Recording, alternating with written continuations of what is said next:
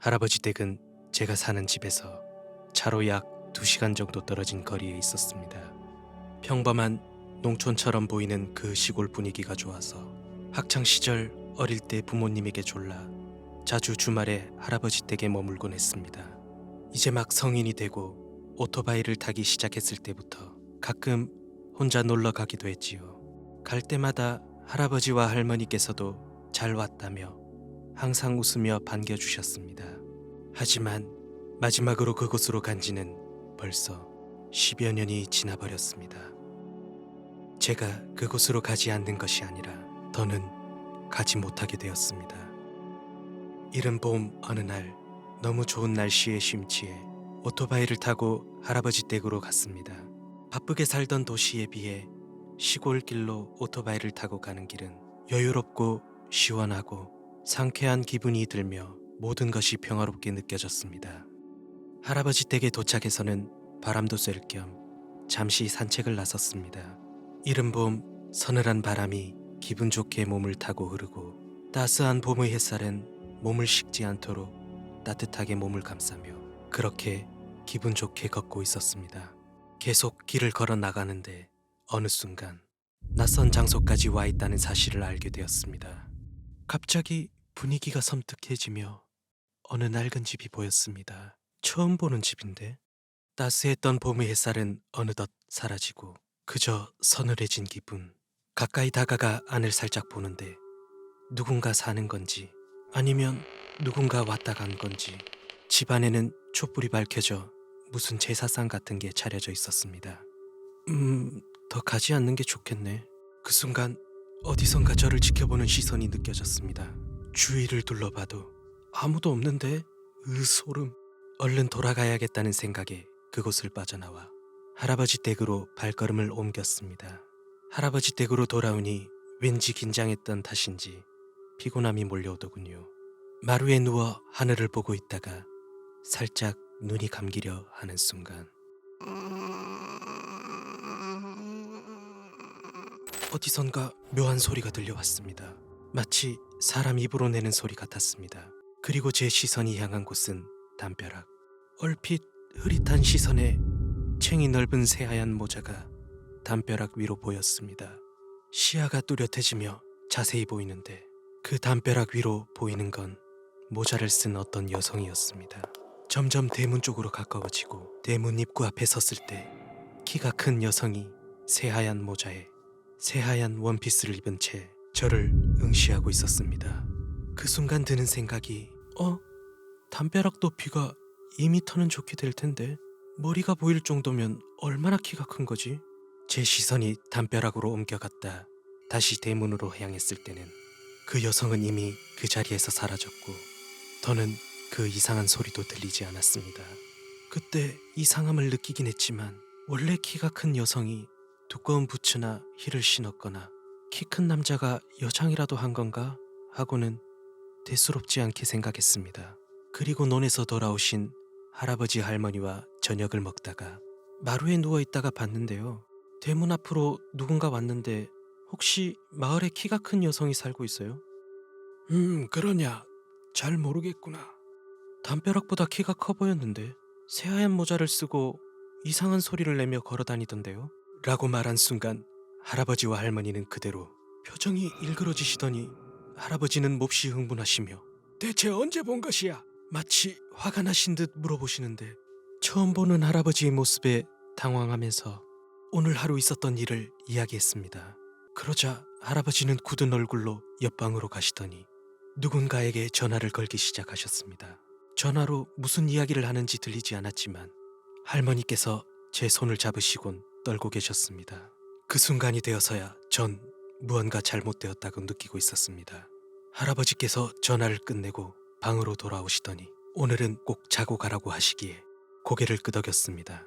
저는 제가 무슨 잘못이라도 한 건가요? 할아버지는 그 질문에 말씀을 하지 않으시고 급히 나갈 준비를 하시더니 누구를 데려온다고 말씀하시고 집 밖으로 나가셨습니다.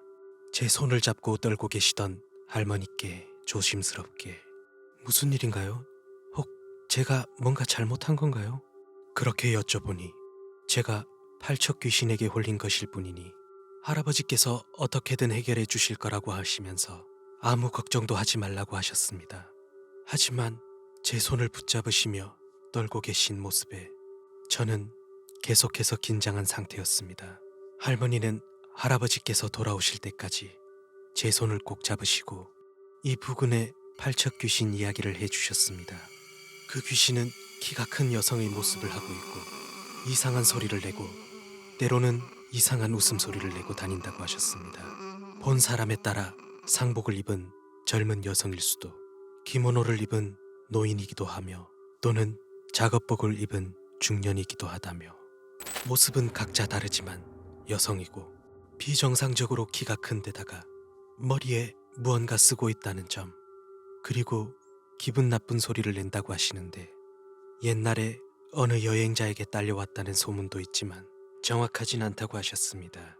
오래전 마을에 살고 있던 사람들이 그 귀신과 무언가 거래를 조건으로 이 마을에다 봉인시키며 팔척 귀신의 피해는 수년에서 수십 년에 한 번쯤 있을까 말까 하는 일이기에 그 거래를 할 수만 있다면 괜찮다고 생각했다는 둥 무성한 소문만 있다고 하셨습니다. 지금은 다른 지역으로 가지 못하도록 동서남북 사방에 지장을 세워 봉인되어 있기에 다른 곳으로는 가지 못한다고 하셨습니다. 하지만 한 번 홀리면 거의 모든 사람이 그래왔듯 수일 만에 죽는다고 하시는데 저는 갑자기 이런 이야기를 들으면서도 전혀 현실감이 없었습니다. 어느덧 할아버지께서 마을의 어느 어르신과 함께 돌아오시는데 그 어르신은 저를 보더니 가지고 있으라며 부적 하나를 주셨습니다. 그리고 할아버지와 그 어르신은 함께 2층의 비어있는 방으로 올라가시더니 방에서 무언가 시작하시는데 시간이 흘러 2층으로 부르셔서 올라가 봤더니 모든 창문은 신문지로 붙여놓고 그 위에 부적이 붙어있는 데다 방의 네 구석에는 소금이 접시에 쌓여있고 방 중앙에는 나무로 된 상자 위로 조그만한 불상이 놓여 있었습니다. 그때가 되어서야 큰일이 났구나 하는 생각에 겁이 나기 시작했습니다. 곧 있으면 해가 지니 내일 아침까지 절대로 이 방에서 나오면 안 된다. 나도 할머니도 그 누구도 부르는 일이 없을 테니 누가 널 부른다고 그 소리를 들으려 하면 안 된다. 내일 아침 7시가 되면 나오도록 해라. 그 전까지는 절대로 밖으로 나와서는 안 된다고 하시는데 할아버지께서 무거운 표정으로 말씀하시기에 저는 고개를 끄덕일 수밖에 없었습니다. 그리고 방문을 닫으시고 저 혼자 방에 남겨졌습니다. 시간이 흘러 늦은 저녁 이불 속에서 부들부들 떨고만 있다 어느새 잠이 들어버렸습니다. 그러다 잠깐 깨어 시계를 보니 새벽 시간대였는데 차라리 아침까지 깨지 않고 잠들었으면 좋았을 텐데 그 순간 창문을 툭툭 치는 소리가 들렸습니다. 누군가 손가락으로 가볍게 툭툭 치는 듯한 소리. 필사적으로 바람 때문에 나는 소리라고 생각하고 부들부들 떨고 있을 때쯤 문 밖으로 할아버지의 목소리가 들려왔습니다. 너무 무서우면 그만하고 나오거라. 저도 모르게 일어나 문을 열려고 했지만 할아버지의 말씀이 떠올라 손을 멈췄습니다. 왜 그러냐? 너무 무서우면 나오거라. 이제 괜찮아. 그리고 다시 들려오는 소리.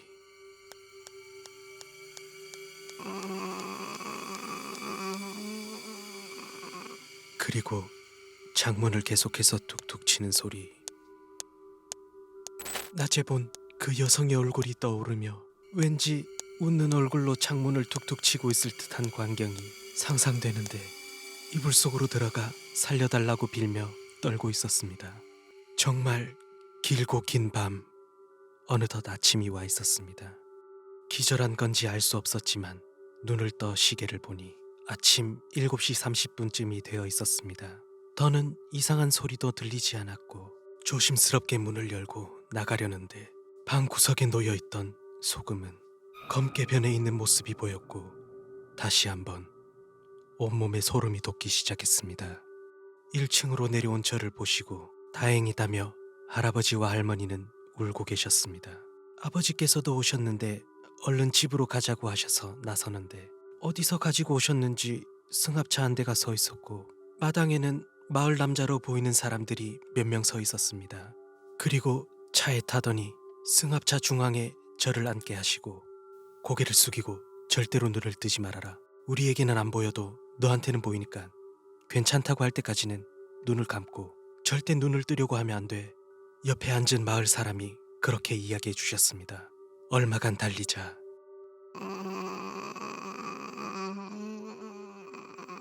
그 소리가 들려왔습니다. 전 눈을 감고 고개를 숙이고 있다 저도 모르게 실눈을 살짝 뜨고 옆을 봐버렸습니다. 긴 팔다리의 관절은 이상한 방향으로 꺾여 유리에 매달려 있는 모습. 저도 모르게 입 밖으로 흐 소리를 내자 옆에 있던 분이 눈을 감아 절대 보면 안 돼.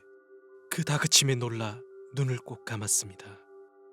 기괴한 소리와 유리를 툭툭 치는 소리가 들릴 때마다 무서워 악 소리를 지르기까지 했습니다.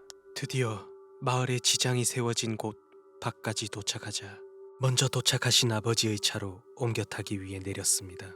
할아버지는 따라와 준 마을 사람들에게 고개를 숙이며 고맙다고 인사를 하셨고 저도 같이 고개를 숙이며 인사를 하고 이제 다 끝난 건가? 어르신과 할아버지는 이 마을을 빠져나가면 더는 절대로 쫓아오지 못하니 괜찮을 거라고 말씀하셨습니다. 그 길로 전 아버지와 함께 집으로 돌아왔습니다. 그리고 10여 년이 흘렀습니다. 전 그 뒤로 할아버지 댁이 있는 시골로 가본 적이 없었습니다. 하지만 제 일상은 돌아왔고 가위에 눌리거나 이상한 일이 벌어지거나 그런 경우는 없었습니다. 시간이 많이 흘러 할아버지도 할머니도 그 당시 도와주셨던 어르신도 모두 돌아가시며 슬 기억 속에서 희미해지고 있었습니다.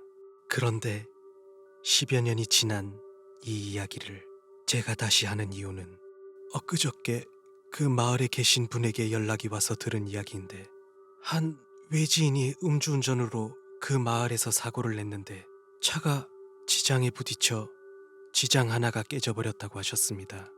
그리고 어제부터 창밖에서 들리는 낯익은 소리